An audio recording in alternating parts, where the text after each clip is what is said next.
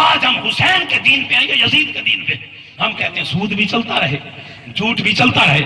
حسین کو 134 تیر لگے تھے، جب قمیض اتاری گئی تو 134 تیر کے نشان تھے، اور گھاؤ لگے ہوئے تھے نیزوں کے سینکڑوں، تلواروں کے 33 نشان آقا حسین کے جسم پہ لگے ہوئے تھے۔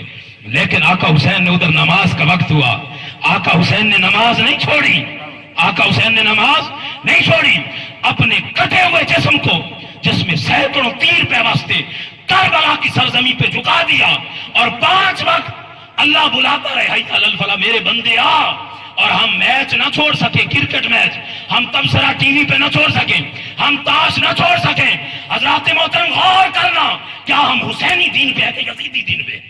ہم حسینی دین پہ ہیں کہ یزیدی دین پہ ہیں؟ میں آپ کو آئینہ دکھا رہا ہوں، ہر کوئی اپنے گریباں میں جھانکے، میں بھی جھانکوں، آپ بھی جھانکے۔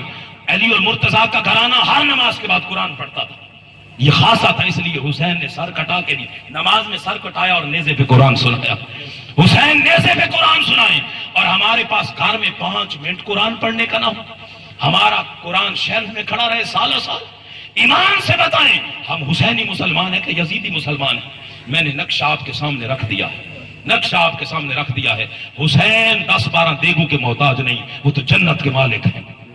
حسین صرف آنسو آپ بہائیں اس لیے قربانی نہیں دی، یہ بھی برکت ہے، لیکن مقصد بڑا ہے کہ اپنے کردار کو حسینی کریں، آپ کی زبان پہ گالی نہ آئے، آپ کی کبھی نماز نہ رہے، آپ کی کبھی تلاوت قرآن نہ رہے، آپ کی شخصیت کے اندر محبت ہو، اخلاق ہو، تو پھر انشاءاللہ روز محشر جنت میں حسین کے ساتھ خاتمہ ہوگا۔